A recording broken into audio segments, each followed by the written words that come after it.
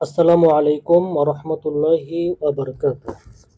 আলহামদুলিল্লাহি ওয়াহদা আসসালাতু ওয়াসসালামু আলা মান লা নাবিয়্যা বা'দা ওয়া আলা আলিহি ওয়া আসহাবিহি আজমাইন আম্মা বা'দ। আউযু বিল্লাহি মিনাশ শাইতানির রাজীম। বিসমিল্লাহির রাহমানির রহিম।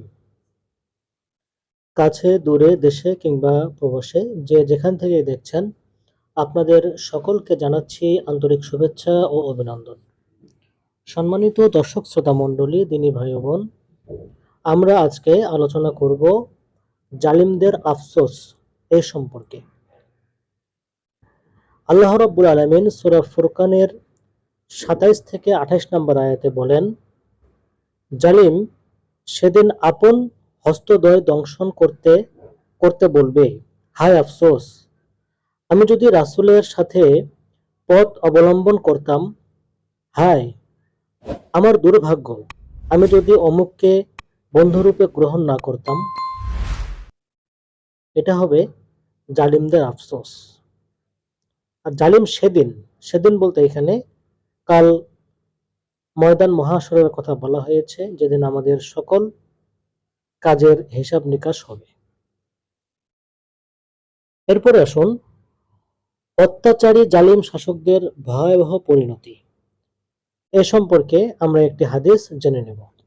হযরত আবু মুসা আশআরী রাদিয়াল্লাহু তাআলা আনহু হতে বর্ণিত, তিনি বলেন, রাসূলুল্লাহ সাল্লাল্লাহু আলাইহি ওয়াসাল্লাম বলেছেন, আল্লাহ তাআলা জালিমদের অবকাশ দিয়ে থাকেন, অবশেষে যখন তাকে ধরেন তখন আর ছাড়েন না। বর্ণনাকারী বলেন, এরপর তিনি অর্থাৎ নবী করিম সাল্লাল্লাহু আলাইহি ওয়াসাল্লাম এই আয়াত পাঠ করেন, আর আপনারা আর আপনার রবের পাকড়াও এরকমই বটে। যখন তিনি কোনো জনপদবাসীকে পাকড়াও করেন তাদের জুলুমের দরুন, নিঃসন্দেহে তার পাকড়াও বড় যন্ত্রণাদায়ক, অত্যন্ত কঠিন। সূরা হুদ আয়াত নাম্বার ১০২।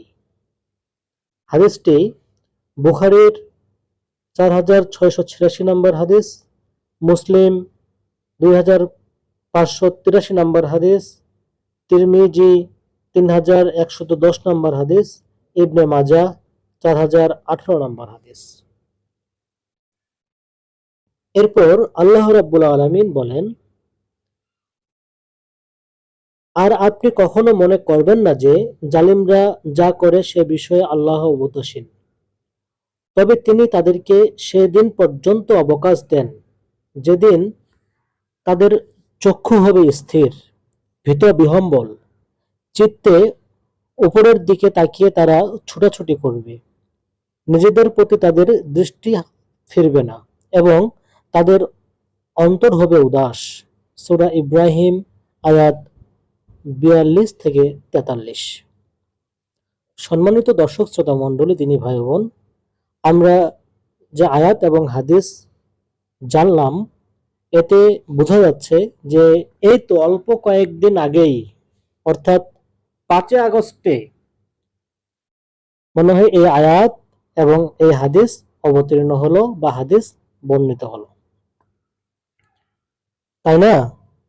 দেখেন জালিমের কত পরিণতি কঠিন হয়। স্বৈরাচার, বিগত স্বৈরাচার হাসিনা তার ক্ষমতার মসনদকে পাকাপোক্ত করার জন্য সব ধরনের পদ্ধতি সে অবলম্বন করেছিল। এই ১৫ বছর অনেক আন্দোলন হয়েছে, কিন্তু কেউ কি করতে পারে নাই, তাকে ক্ষমতার মসনদ থেকে নামাতে পারে নাই। এই যে আমরা দেখলাম যে তিনি তাদেরকে সেদিন পর্যন্ত অবকাশ দেন যেদিন তার চক্ষু হবে স্থির, ঠিক আছে না? অথচ কম বয়সী তরুণ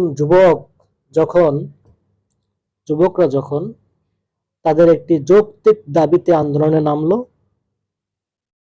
তখন দেখা গেল আন্দোলন এমন এক পর্যায়ে গেল যে স্বৈরাচারের পতন নিশ্চিত হলো।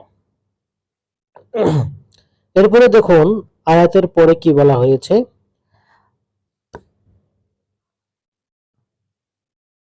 জালিমদের শেষ পরিণতি সম্পর্কে আল্লাহর নিদর্শন পর্যায়ক্রমিক রূপে এসেছে এবং অত্যাচারীদের উপর তার শাস্তি বিরতিহীন রূপে এসে পড়েছে। প্রত্যেক শুরুরই শেষ আছে এবং প্রত্যেক শাসনকালের একটি নির্দিষ্ট মেয়াদ আছে।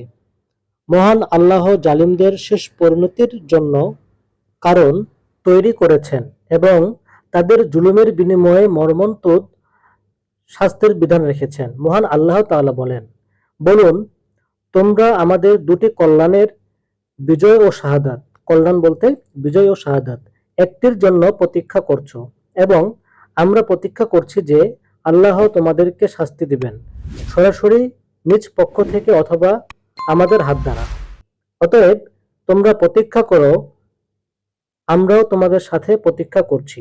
সূরা তাওবা আয়াত নাম্বার 52।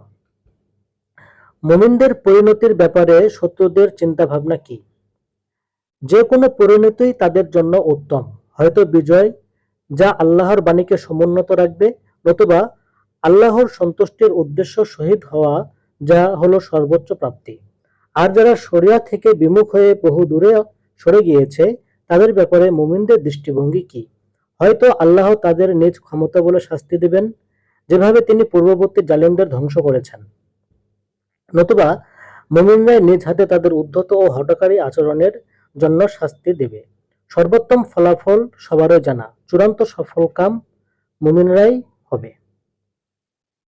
নিশ্চয় আল্লাহ বহু জালিমকে ধ্বংস করেছেন, একক কিংবা গোষ্ঠী নির্বিশেষে।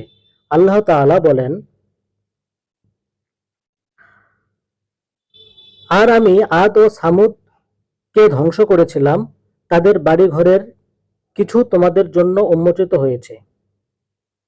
আর শয়তান তাদের কাজকে তাদের দৃষ্টিতে শোভন করেছিল এবং তাদেরকে সৎপথে অবলম্বন বাধা দিয়েছিল, যদিও তারা ছিল বিচক্ষণ।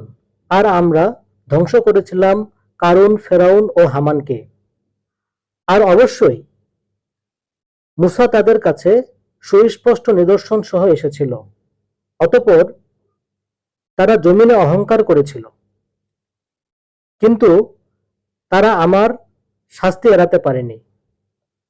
সুতরাং তাদের প্রত্যেকেই আমরা তার অপরাধের জন্য পাকড়াও করেছিলাম। তাদের কারো উপর আমরা পাঠিয়েছিলাম পাথর বর্ষণকারী ঝড়, তাদের কাউকে আঘাত করেছিলাম মহাগর্জন, কাউকে আমরা মাটির নিচে ধসিয়ে দিয়েছিলাম এবং কাউকে দিয়েছিলাম ডুবিয়ে। আর আল্লাহ এমন নন যে তিনি তাদের প্রতি জুলুম করবেন, বরং তারা নিজেরাই নিজেদের প্রতি জুলুম করেছিল। সূরা আনকাবুত আয়াত 38-40।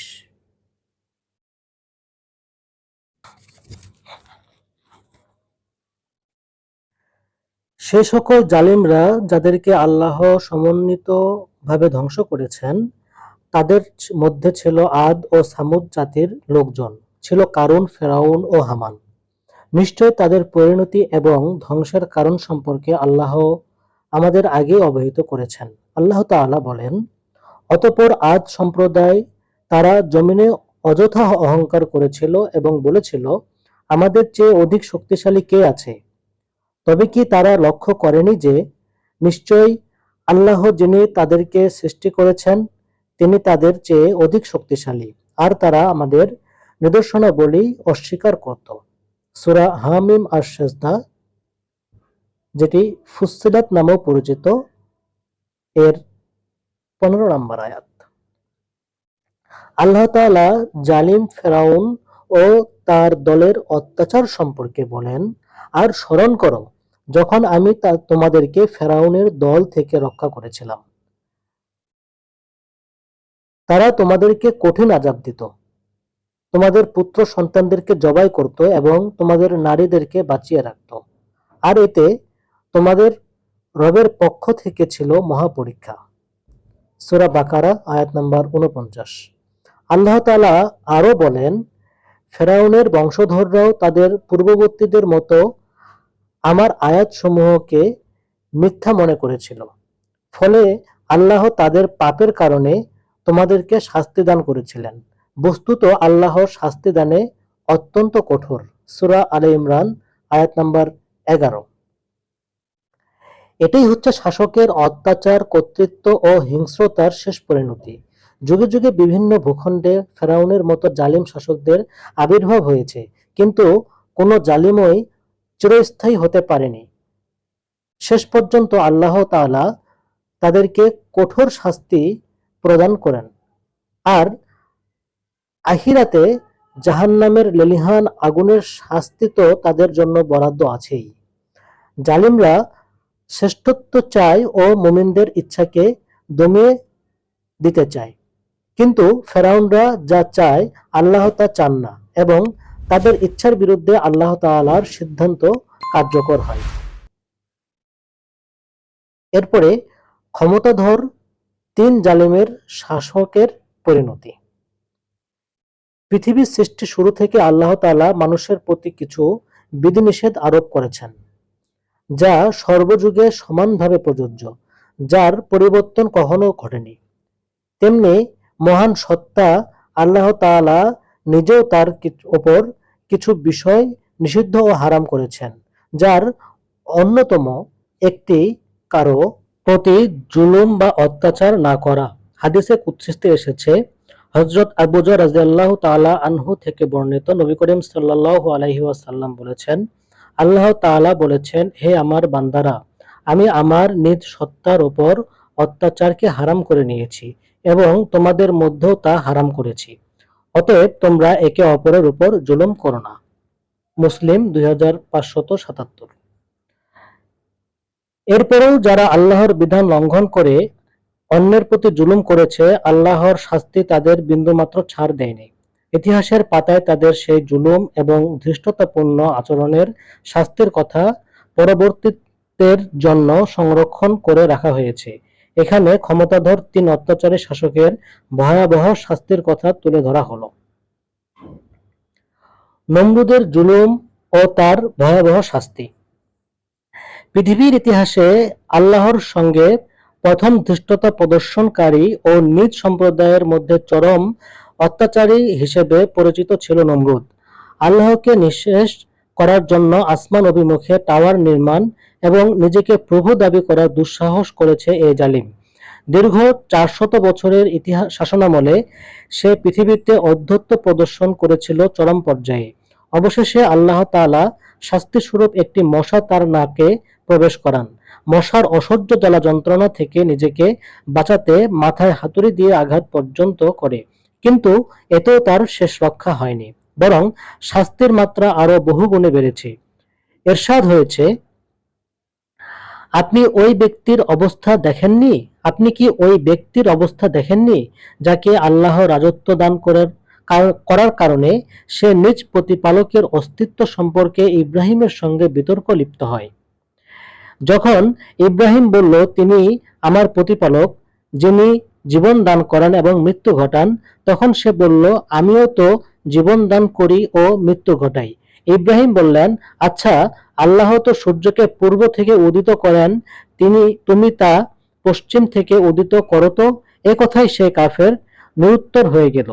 আল্লাহ এরূপ জালিমদের হেদায়েত করেন না। সূরা বাকারা আয়াত 258। ফেরাউনের অধ্যত্ব ও প্রভু দাবি। হযরত মুসা আলাইহিস সালাম ও তার সম্প্রদায়ের ওপর ফেরাউনের অধ্যত্ত আচরণ এবং নিষ্ঠুর অত্যাচারের কথা কে না জানে। স্বয়ং আল্লাহ তাআলা পবিত্র কোরআনে তার অত্যাচারের চিত্র এভাবে তুলে ধরেছেন। ফেরাউন জমিনে অধ্যত্ত প্রদর্শন করল এবং সে তার অধিবাসীদের বিভিন্ন দলে বিভক্ত করল। তাদের একটি শ্রেণীকে সে অত্যন্ত দুর্বল করে রেখেছিল, যাদের পুত্রদের সে জবাই করত এবং নারীদের জীবিত রাখত। প্রকৃতপক্ষে সে ছিল বিপর্যয় সৃষ্টিকারী। সূরা কাহফ আয়াত নাম্বার 4। তার অধ্যত্ত আচরণের মাত্রা এত বেশি ছিল যে একবার নিজ সম্প্রদায়ের কাছে নিজেকে শ্রেষ্ঠ প্রতিপালক দাবি করে বসল। ইরশাদ হচ্ছে, আর সে বলল, আমি তোমাদের শ্রেষ্ঠ প্রতিপালক।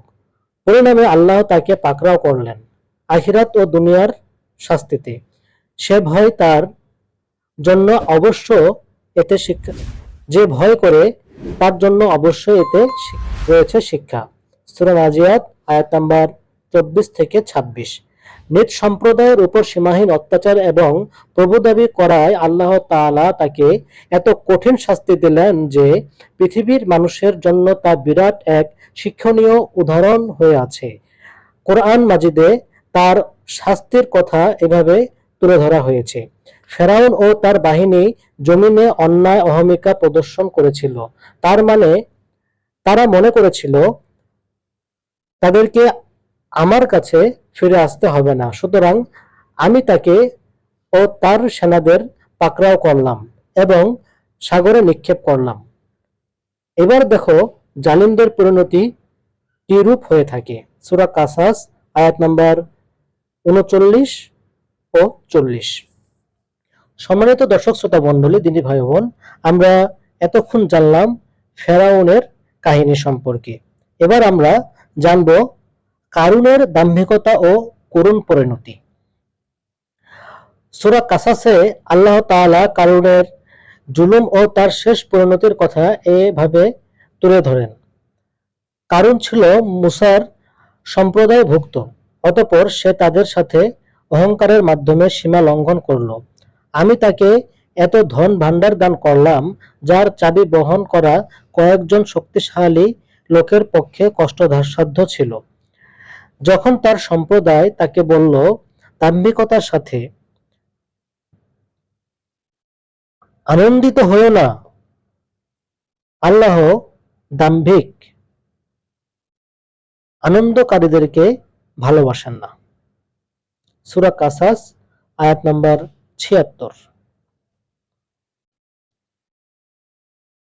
এরপরে আরেকটি আয়াত এখানে বর্ণিত হয়েছে, সেটি হলো, আল্লাহ তোমাকে যা দান করেছেন তা দ্বারা পরকালের জীবন অনুসন্ধান করো এবং ইহকাল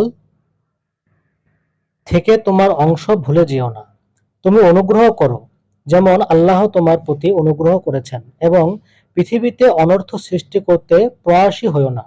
নিশ্চয় আল্লাহ অনর্থ সৃষ্টিকারীদেরকে পছন্দ করেন না। সূরা কাসাস আয়াত নাম্বার ৭৭। এরপরে এরশাদ হচ্ছে, সে বলল, আমি এই ধন আমার নিজস্ব জ্ঞান গরিমা দ্বারা প্রাপ্ত হয়েছি। সে কি জানে না যে আল্লাহ তার পূর্বে অনেক সম্প্রদায়কে ধ্বংস করেছেন যারা শক্তিতে ছিল তার চাইতে প্রবল এবং ধন সম্পদে অধিক প্রাচুর্যশীল। পাপীদেরকে তাদের পাপকর্ম সম্পর্কে জিজ্ঞেস করা হবে না, তার বিনা হিসেবে জাহান্নামে প্রবেশ করবে। সূরা কাসাস আয়াত নাম্বার ৭৮। এরপরে আরো বর্ণিত হচ্ছে, অতঃপর কারুন জাঁকজমক সহকারে তার সম্প্রদায়ের সামনে বের হলো, যারা পার্থিব জীবন কামনা করত। তারা বলল, হায় করুণা, হায় কারুন, যা প্রাপ্ত হয়েছে আমাদেরকে যদি তা দেওয়া হতো, নিশ্চয় সে বড় ভাগ্যবান। সূরা কাসাস আয়াত নাম্বার ৭৯। এরপরে আরো বর্ণিত হচ্ছে, আর যারা জ্ঞানপ্রাপ্ত হয়েছিল তারা বলল, ধিক তোমাদেরকে যারা ইমানদার এবং সৎকর্মী, তাদের জন্য আল্লাহর দেয়া ছাওয়াবই উৎকৃষ্ট। এটা তারাই পায় যারা সবরকারী। সূরা কাসাস আয়াত নাম্বার ৮০। এরশাদ হচ্ছে, অতঃপর আমি কারুনকে ও তার প্রাসাদকে ভূগর্ভে বিলীন করে দিলাম। তার পক্ষে আল্লাহ ব্যতীত এমন কোনো দল ছিল না যারা তাকে সাহায্য করতে পারে এবং সে নিজেও আত্মরক্ষা করতে পারল না। সূরা কাসাস আয়াত নাম্বার ৮১। আল্লাহ তাআলা ইরশাদ করেন, গতকল্য যারা তার মতো হওয়ার বাসনা প্রকাশ করেছিল তারা প্রত্যুষে বলতে লাগলো, হায়, আল্লাহ তার বান্দাদের মধ্যে যার জন্যে ইচ্ছা রিজিক বর্ধিত করেন ও হ্রাস করেন। আল্লাহ আমাদের প্রতি অনুগ্রহ না করলে আমাদেরকেও ভূগর্ভে বিলীন করে দিতেন। হায়, কাফিররা সফলকাম হবে না। সূরা কাসাস আয়াত নাম্বার ৮২। মহান আল্লাহ তাআলা আরো বর্ণিত করেন, এই পরকাল আমি তাদের জন্য নির্ধারিত করেছি যারা দুনিয়ার বুকে অধ্যত্ব প্রকাশ করতে ও অনর্থ সৃষ্টি করতে চায় না। খোদাবিরুদের জন্য শুভ পরিণাম। সূরা কাসাস আয়াত নাম্বার ৮৩। সম্মানিত দর্শক শ্রোতা মণ্ডলী, দিনী ভাই বোন, আমরা এতক্ষণও যাবৎ জালিমদের পরিণতি, এবং তিনজন জালিমের যে করুণ পরিণতি এ সম্পর্কে জানলাম, এবং কোরআন ও হাদিস থেকে আমরা যথেষ্ট তথ্য এবং রেফারেন্স আপনাদের সামনে উপস্থাপন করার চেষ্টা করেছি। আশা করছি আপনারা এই আলোচনাটি থেকে উপকৃত হয়েছেন। আজ এ পর্যন্তই। আসসালামু আলাইকুম ওয়া রাহমাতুল্লাহি ওয়া বারাকাতুহু।